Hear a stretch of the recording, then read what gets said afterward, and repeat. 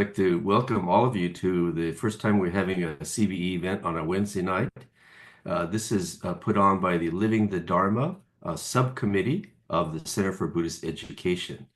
And so we thought we'd try a Wednesday night and see how this works out for everyone. Tonight we have part two of the discussion on conflict, interpersonal conflict. I think tonight he's going to touch on our own internal conflicts as well. He has a wonderful background in Buddhism. For a number of years, he traveled with Thich Nhat Hanh as his sound engineer. And then he encountered Jodo Shinshu at the Ekoji Temple, where the former bishop of our BCA, Reverend Suji, was serving. And so studied with Reverend Suji, and then went on to Japan to learn and to experience Nikon therapy, which is a form of a therapy that was developed by a Jodo Shinshu minister.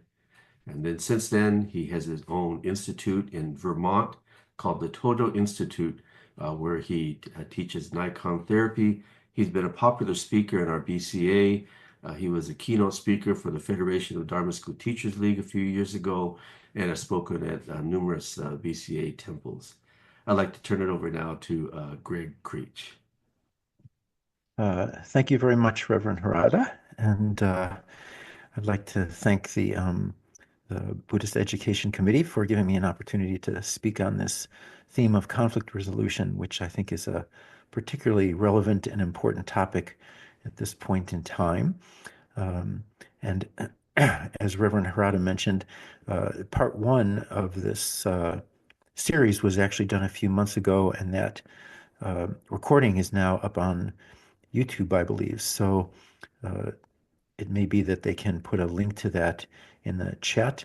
So for those of you who want to go back and watch that presentation and discussion or revisit it, you have a link to that.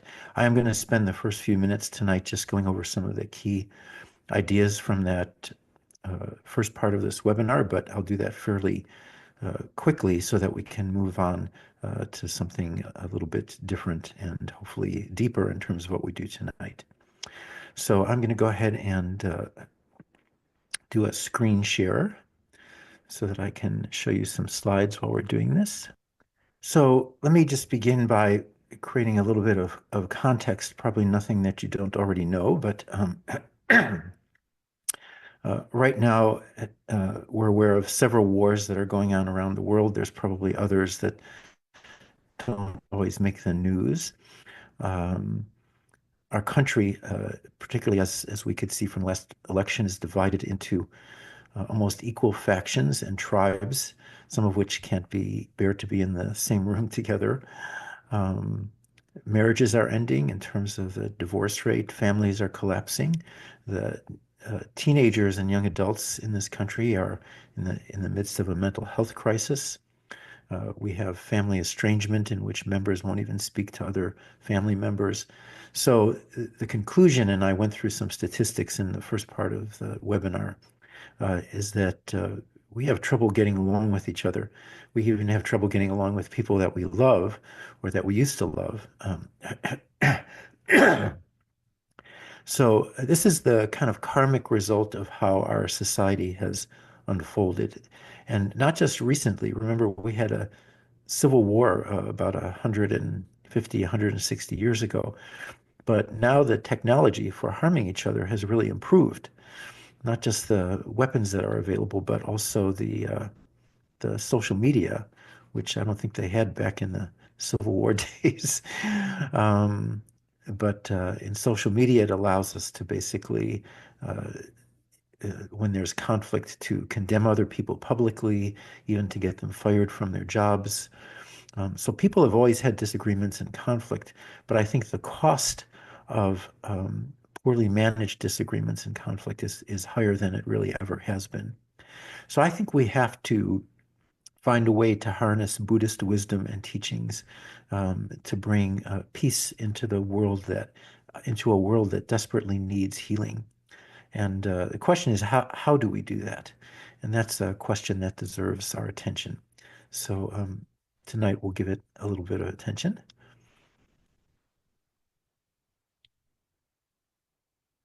Um, so does Buddhism or the Buddha Dharma have something to offer a world that doesn't seem to know how to get along with each other? I think it does.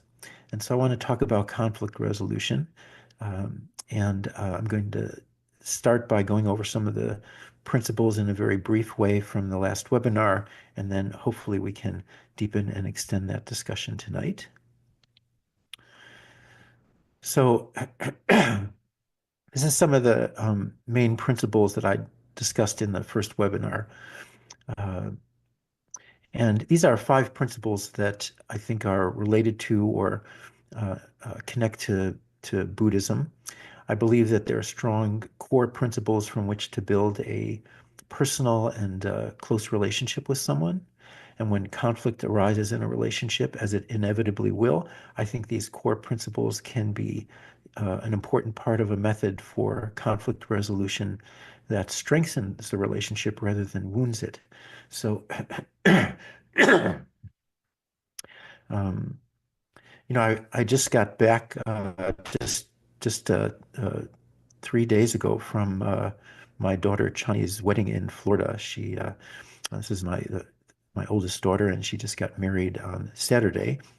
And I had a chance to talk with her for a few minutes before the actual ceremony.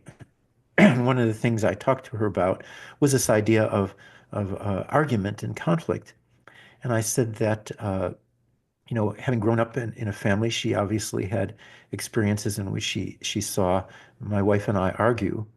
But I told her that it's easy to sometimes look at that as something that's kind of negative or problematic. But I think that arguing and having conflict with somebody is actually a way of strengthening the relationship if that conflict is resolved in a relationship or a marriage when people make up. So I think that it's kind of like lifting weights in a sense, right? That um, part of the um, biology of building your muscles is that you lift weights, and often you lift more weight than you can really lift comfortably, and so initially your muscles are actually torn, but then they rebuild, and they rebuild in a stronger way than they were before. And so that's how people do strength training and building of muscles. And I think the same thing is true in relationships, that I would be more skeptical about someone who says, "Oh, I have a relationship with my partner, and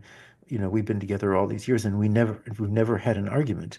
But that means that you've never had to recover from an argument. You've never had to um, uh, move forward and resolve an argument. So I think um, in our relationships, whether they be with our partners, or whether they be with colleagues at work or friends, close friends we've had for many years, I think arguing is actually a very positive thing in the relationship, provided that we're able to deal with those conflicts and disagreements in a healthy way and resolve them. I think we come out after that stronger than we were before. So these principles that you see on the screen now, interdependence, based on the idea that we all depend on everything else in the world, not just people, but objects, forms of energy, the sun. Um, we depend on that basically to live our own life. If it wasn't for other people, and if it wasn't for objects, and if it wasn't for forms of energy, I wouldn't be able to live very much longer, because many of the things that I do every day require things that were either made or created or designed or built by other people, by machines. And I don't know how to, I know how to make coffee in the morning because I have a coffee maker, but I wouldn't know how to build a coffee maker, right? And I know how to drive my car, but I wouldn't know how to design and build a car. So interdependence is really, I think, an important principle from Buddhism, and I think it very much relates to conflict resolution. Impermanence also, I think, is one of the fundamental principles from Buddhism. And I think that one of the things that it reminds us of is that everything is changing, and that includes myself, and it includes all the people that I have relationships with. And so when I meet Reverend Harada or a friend of mine or someone uh, uh, who I play music with in a band, and I haven't seen them for a few weeks or even a few days, they're really a different person. Um, they're a different person biologically. Some of their cells have died, other cells have been born, but there can be many things that over time changes, right? We change our dietary preferences. We change our preferences for the kind of music that we like.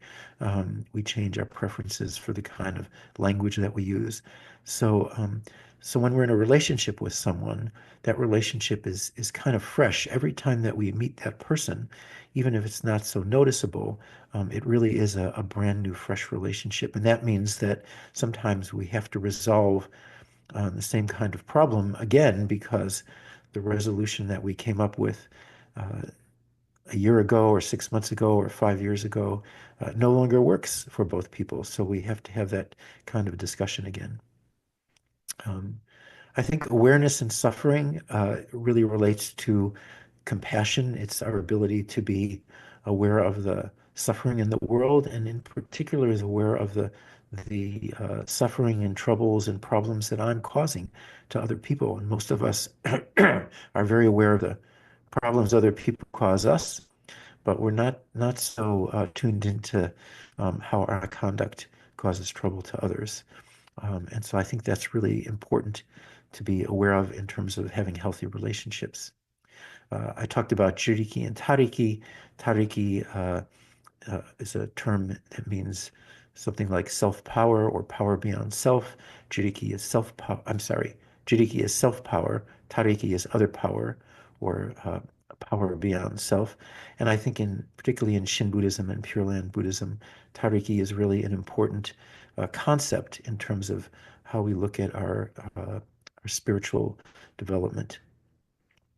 And finally, I read you a piece from Joko Beck's writings that talk about relationships as a channel for Buddha's work in the world. I think it's a very interesting idea that the world is really interested in what we can do to do Buddha's work in the world. It's not so interested in my own personal happiness or whether the coffee I had this morning was exactly how I wanted it. But I think the world has an investment in the things that we do that try to move the world in a healthy or positive direction. So those are some of the Buddhist principles I talked about in relation to conflict resolution. I talked a little bit about different styles that we have of dealing with conflict. Uh, I think a lot of us naturally avoid conflict. It's not very pleasant in most cases, and we don't want to really deal with it. So the two ways we avoid it are we either withdraw, we basically don't engage in an effort to try to resolve the conflict, or we concede in the sense that we just give in to what the other person wants or to their opinion or their view, so that we don't have to basically have an argument. And in some cases, I think avoidance can be useful, but in many cases, we're really just responding to our feelings of anxiety or angst about the idea of having to sit down and talk to someone that we know that we're having a conflict with or a disagreement with. A second style, which we see in some people, is a very competitive style. It's a style in which conflict is considered as an invitation to compete to win. It's like going into an Olympics game or something, and the idea is really to kind of push your view as hard as you can on the other person to try to have a victory over that person. And if you look at our judicial system, that's kind of a characteristic of a lot of aspects of our judicial system. It's kind of um, two sides against each other, and one side is going to be found guilty and will have to pay the price or be punished, and the other side won't be found guilty. They'll be seen as successful. So it's a very black and white kind of thing. There's no room in that system for both people, for instance, having culpability or contributing to the problem. And I think that um, when we live in this kind of dualistic system, and the dualistic is also a way of looking at the world that I think is somewhat antithetical to Buddhist teachings, then we see a lot of things as a win and lose proposition. But when we're in a relationship with somebody who we're close to or we're intimate with or family members, um, I think we have to really look at the reality that it's not really possible to win the argument, because if we win and the other person loses, the relationship loses. And over time, that's really going to be very bad for the relationship. It's going to not be very healthy for the relationship. So not only do not we not want to lose in a conflict with somebody that we care about, but we also don't want to win because that means they lose.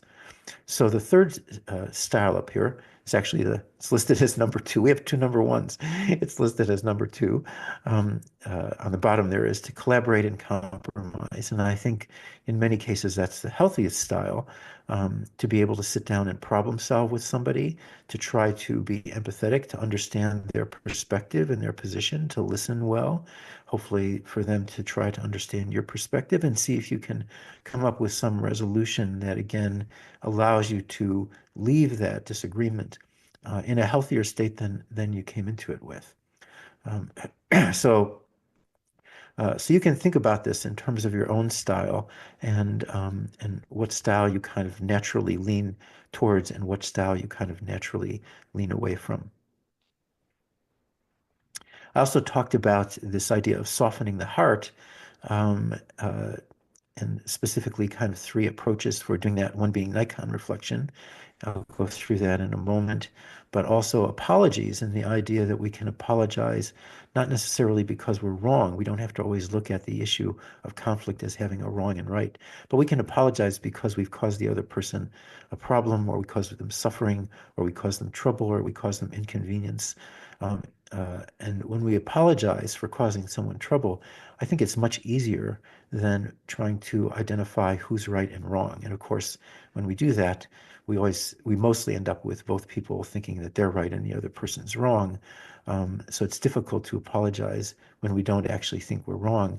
But actually, another option is to apologize because we've caused the other person trouble. And then I think just spiritual readings sometimes before we go into a conversation that can be a difficult conversation or an effort to try to resolve conflict. I think having certain readings that we can read, if possible, together with the other person is another way of kind of softening our heart. So I've mentioned Nikon before, and I'll talk about that a little bit tonight, but Nikon is a method of self-reflection or self-examination that's very much rooted in Buddhism, specifically in Shin Buddhism or Pure Land Buddhism. And that process of self-reflection involves using another person in our life kind of as a mirror, right?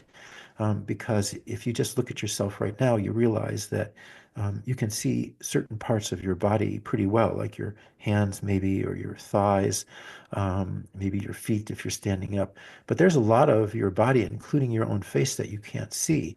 And so I think when we reflect on ourselves in a relationship with someone else, part of what we're doing is that relationship and that person become a mirror so that we can see the bigger picture or the fuller picture of ourselves.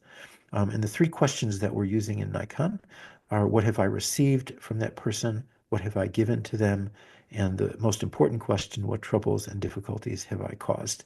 And that's particularly important when we're in a relationship where there's conflict, because we're usually so focused on what troubles and difficulties has that other person caused me. So that's as much as I want to say about the last webinar and some of the main principles.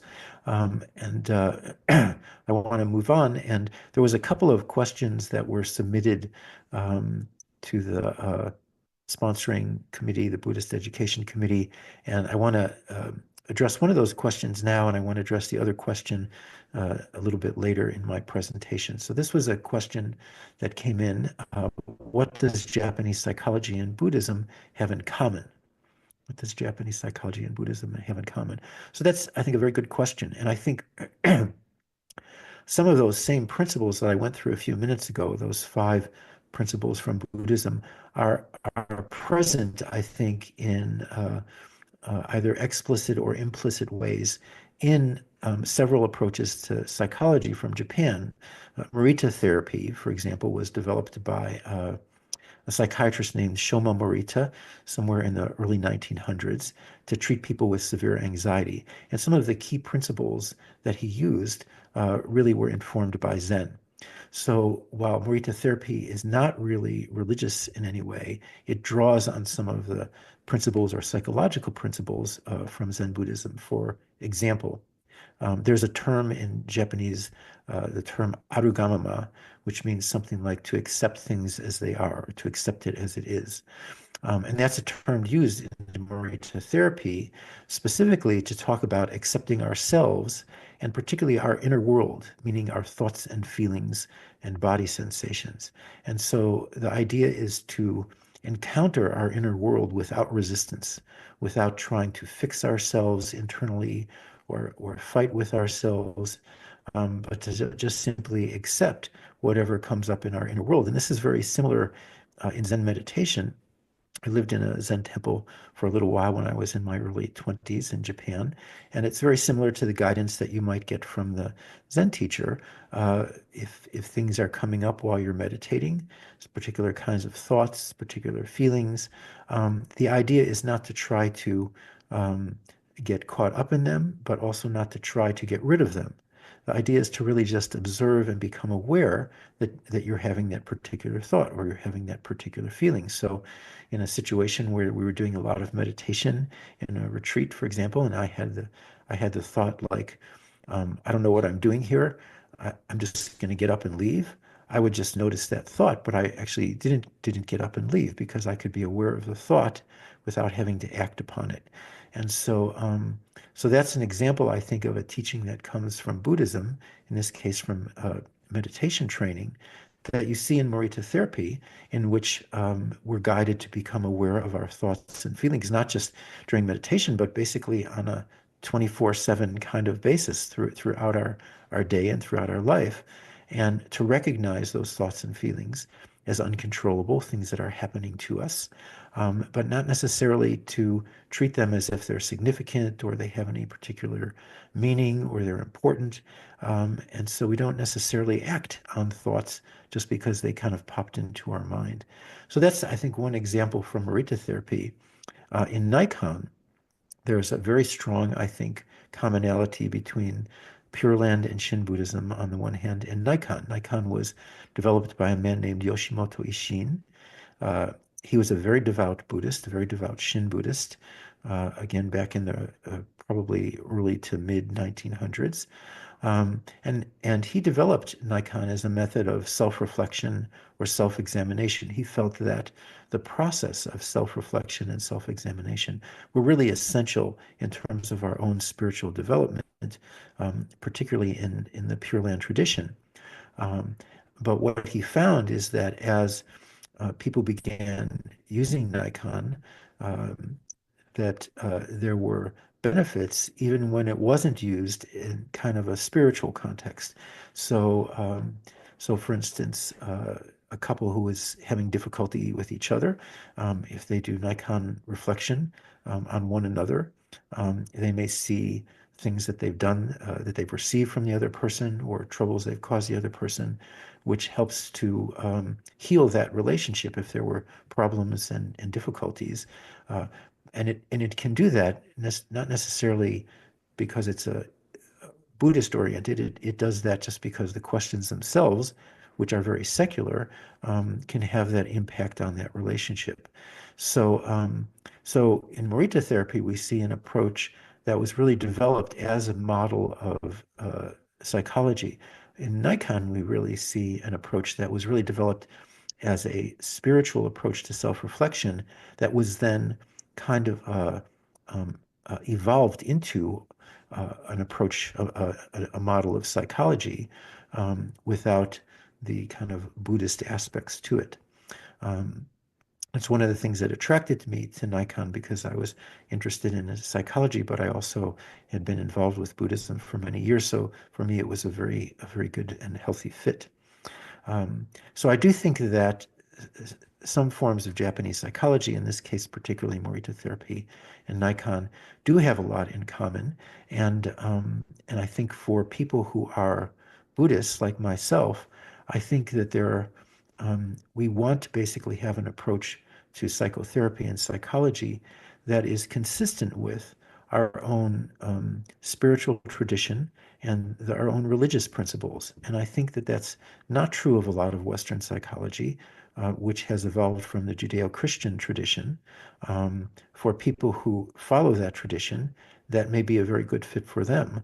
But I think for people who are practicing Buddhists in many different sects of Buddhism, I think using approaches to psychology that are consistent, that have the same kind of value system, the same type of underlying principles, is really helpful. So thank you for raising that question, and let's go ahead and move on. So I want to start today with the topic of inner conflict, and Reverend Harada had suggested that this might be a topic that we could talk about as a kind of follow-up to the first webinar. So what is inner conflict? Well, inner conflict exists in general when we have two or more possibilities that kind of present themselves to us, and we can't really find clarity in terms of what path to take, right? What choice to make, what decision to make. And that inner conflict can revolve around so many different things. It could be around love, around loyalty, around money, around power, around ethics, or basic values. There are so many ways that this can kind of come up for us. But the result is that we find ourselves kind of our inner world is at odds with itself because we're looking at two or more different possible paths, and we really aren't sure which path that we should take. I think a very well-known example of inner conflict is in Shakespeare's Romeo and Juliet. So in this case, with Juliet, she's torn between her love for Romeo and her loyalty to her family, because the families, her family and Romeo's family, have a long-standing feud between them. And so for her to marry Romeo would be considered a betrayal of her own family. And so she's very kind of torn in terms of she doesn't want to be disloyal to her family, but she feels deeply in love with Romeo. And I think Shakespeare takes that inner conflict and then creates this whole story about that, which of course has a rather tragic ending, you may remember. A similar example, by the way, can be found in the musical West Side Story, right? Which a lot of the kind of same storyline and dynamics as Romeo and Juliet.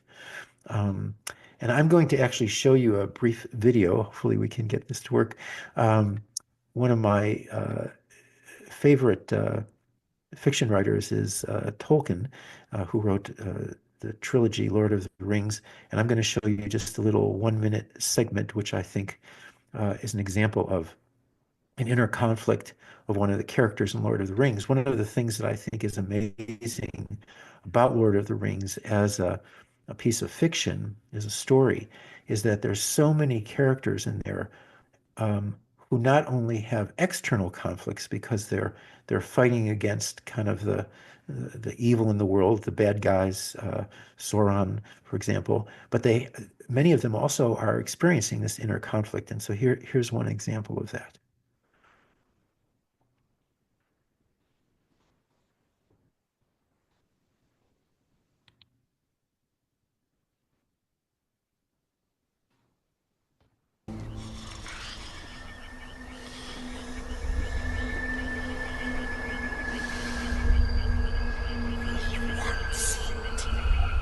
We needs must have the precious. They stole it from us. Sneaky little hobbitses. Wicked, tricksy, false. No, not master. Yes, precious, false. They will cheat you, hurt you, lie. Master's my friend. You don't have any friends. Nobody likes you. Not listening. Not listening. You're a liar. And a thief. No. Murderer.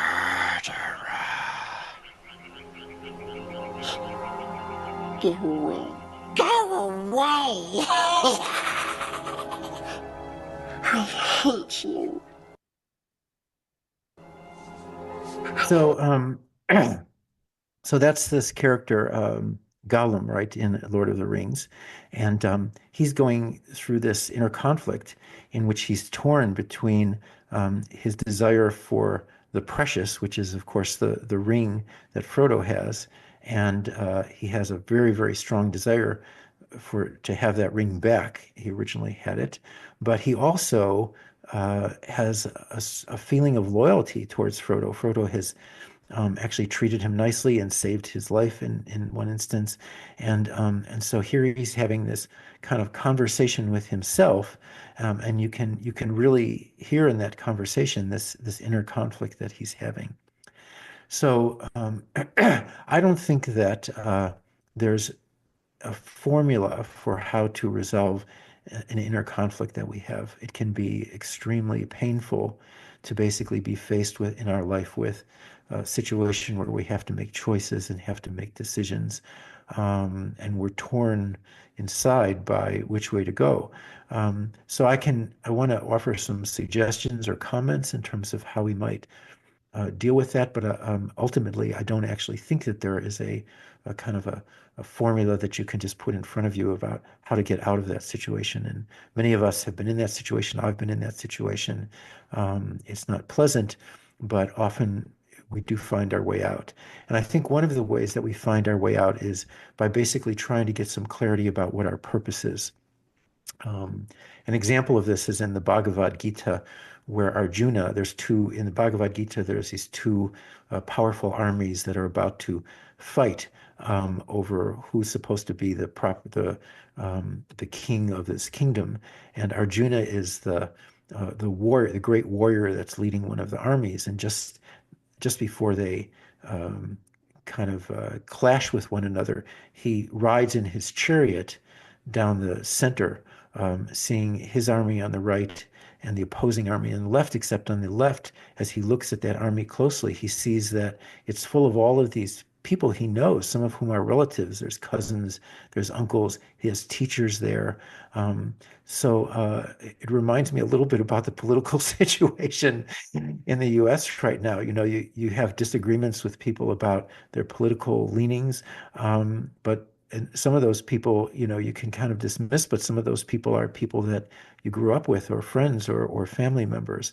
And I think sometimes when we are in a situation where we have that inner conflict, being clear about our purpose is one possible way to find ourselves out of that. And in the case of Arjuna, the whole Bhagavad Gita is really about the story and how through the guidance of Krishna, who in this case is the chariot person who's driving the chariot, how basically he helps Arjuna find his dharma. Now, the term dharma in the yoga or Hindu tradition, as I understand it, is different from the term dharma that we use in Buddhism. In Buddhism, we often use dharma to talk about the Buddhist teachings, but in the yoga or Hindu tradition, the dharma is more like your purpose for being alive, your mission in the world. Excuse me. You know, what are you here? What are you here to do with your life? And so, so part of the message that we get is that if we can get some clarity about who we are and what we're here to do, sometimes that inner conflict can get resolved. Another thing I want to mention is what I call Nikon preflection. So the term that you normally hear is Nikon reflection. Preflection is a kind of slightly different term in which instead of looking back at the karma of our life, we're really looking forward at something that hasn't happened yet. So if you're trying to make a decision, for example, of whether to stay in your job as senior computer programmer or become a Buddhist priest, um, one of the ways you can do that is through this process of preflection. And the way that that would work is you would use the same kind of questions, but you would really try to be looking at what are people um, who are going to be influenced by this decision? How is this going to affect them? So you might look at your partner, you might look at your kids who are in school, you might look at your colleagues at work, you might look at um, other family members who might be affected by your finances. And you would look at this issue, the second and third questions, how would they benefit if you made choice A? And what kind of trouble or difficulties would they have if you made choice A? So you're really trying to put yourself in their shoes and look at if I made this choice to become a priest, for example, um, is there ways that that would benefit people in my network? Are there ways that would cause them trouble? And you would do the same thing maybe for choice B or even choice C if you had more than one choice. The idea behind preflection is really that mostly when we're caught up in an inner conflict, our focus is so much on ourself, looking at how this affects me, right? And so often we don't put much attention on how that inner conflict and that choice that we have to make might play out in how it affects other people. So by looking at other people and kind of their potential, the potential impact that what we choose to do or not do would have on them, sometimes that will give us some new information that goes beyond just our own personal preferences or desires or interests. The third, I think, approach to this, uh, uh, which really gets us right into the heart, I think, of Shin Buddhism, is the approach of faith or trust in a higher power. And I'm going to share with you something that I think is a great example of this from the Buddhist teacher Manshi Kiyozawa. He has a wonderful book of some of his essays called December Fan. And so I'm going to read you just a couple of brief excerpts. So first he talks about how this inner conflict can occur. And he says, we normally rely upon common sense in determining what action should be taken, but that no longer works when things get complicated. Then people like myself start to think, ponder, and investigate in an attempt to discover some basis for ethics and religion. As a result, decisions about my own conduct become all the more difficult, and I become utterly perplexed. So he's basically talking about using our intellect to try to figure out how to kind of move forward in our life, and often that actually complicates things, and we end up confused. He says, anyone who has earnestly tried to observe each and every one of the ethical principles will have to admit that the task is impossible. I suffered a great deal under that impossible burden. Had I no other prospect than to bear that impossible burden, I would have committed suicide long ago. But then finally, this is where he ends up. He says, there's no need for me to be concerned about my every action, even if it turns out to be a mistake or a crime. Tathagata takes on the burden of responsibility for all my actions. I need only to trust in Tathagata to live in constant peace of mind. So we could have a long discussion about this. My own understanding of this is that basically he's kind of saying that when we reach a point of being able to have faith or trust in a higher power, in this case, Amida Buddha, and that when we realize that all of our actions, regardless of the nature of those actions, are basically under the compassion of Amida Buddha, then this issue of trying so hard to make the right decision really kind of falls away. And I think it's one of the things that, I see in people who have anxiety. I find that often the people who struggle the most with anxiety, particularly around decision making, are people who are intelligent, people who are competent, people sometimes who have a certain amount of power or authority, sometimes wealth. People at that level of status often realize or think that the way to solve problems in your life is basically through being intelligent and your intellect. Um, and that has worked for them often for many, many years, which is why they may have fame or wealth or power. But we all face at some point in our life challenges in which, no matter how smart we are, we cannot figure out how to solve those challenges. In Zen training, they call this a koan, but I always think of aspects of my own life as a life koan that you're facing. And and in those situations, our wealth or our intelligence or our competence won't really basically address the challenge that we're facing. And I think in Kizawa's situation, he was struggling with tuberculosis and very poor health, and he found himself in a position where he's very humbled by what was going on in his life, and so it opened him up to having faith or trust in a higher power. And I think what he's saying at the end here is that once he had developed that faith or trust, the confusion and the angst and even pain that one goes through trying to figure out how to make the right choice or the best decision really doesn't take place anymore, because you're really turning your life over to a higher power. So I want to just move on to a couple of other things and then make sure we have a few minutes for comments and questions. I want to talk about unresolvable conflicts and deal breakers. So John Gottman is a psychological researcher who's probably the leading researcher in the field of marital therapy. And based on his research of more than 25 years, he estimates that 69% of arguments are unsolvable or perpetual in a relationship. 69%. So that's slightly more than 2/3. So if you've ever felt like you were having the same argument with your partner over and over again, constantly, well, you're not alone, because it's actually more the norm than not. And examples of the kinds of unresolvable conflicts, again, can revolve around money, or extended family, or a diet, or politics, or neatness and messiness in the home, or sex, or how fast or slow you're driving. So there's lots of ways for this to express itself.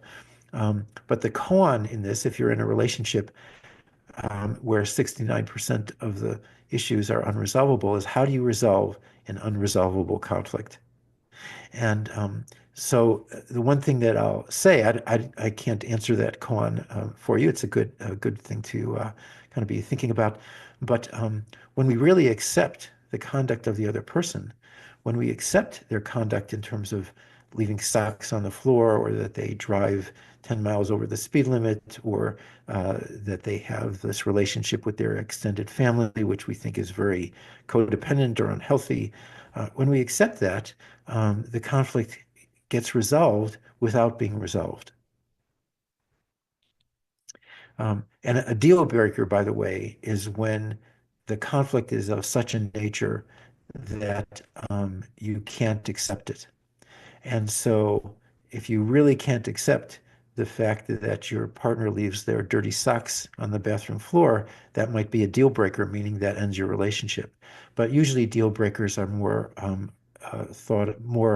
take place more around things like addiction, alcoholism, adultery. For people in relationships, a lot of times there are things like that that are considered deal breakers. The last thing I want to say in terms of content for tonight is really about blame, and that I think that we really will be better off in terms of conflict resolution by looking forward rather than by looking backward, in the sense of blaming someone. And often I think one of the things that makes conflict unhealthy and makes things worse is because we try to have a conversation with someone about resolving the conflict, and we end up having an argument about who caused the problem and why it's a problem, and pointing fingers at each other. So if we think about that, we're really, rather than pointing our finger and seeing the other person as the problem, we look at the problem as the problem. If your partner leaves you a car that has no gas in it and you have a medical appointment and you get out to your car and you don't even have enough gas to get to the gas station, the problem isn't your partner. The problem is you don't have enough gas to get to the gas station. That's the problem that needs to be solved. And when we focus on the problem instead of the other person, we're much more likely to end up, I think, with a healthy resolution to that problem. So this is another question that was submitted. How can Buddhism and psychology, especially Nikon, cooperate and support each other in the well-being of individuals? So this is a great question, and we could probably have an hour discussion about it. But what I would just like to say briefly is that I think when we have Buddhist principles and teachings, and when we have an approach to psychology that's a good fit with that, and I think Nikon is one example of that, then I think nurturing our spiritual development becomes the same thing as nurturing our psychological development and nurturing our emotional development, our relationship development, because I think they go hand in hand. And so Nikon to me is very much a tool that we can use in Buddhism to examine ourselves, to examine our conduct. The second and third questions in Nikon, the question of what do I give to somebody and what troubles have I caused, are really questions that basically open up our karma, give us a view of our own karma, of how we've impacted on this person, how we've impacted on the world around us. And so I think Buddhism and Buddhist psychology, in this case Nikon, are really kind of natural partners. And I think they work, for me personally, they've worked very well together in terms of helping me to try to understand and figure out how to live my life.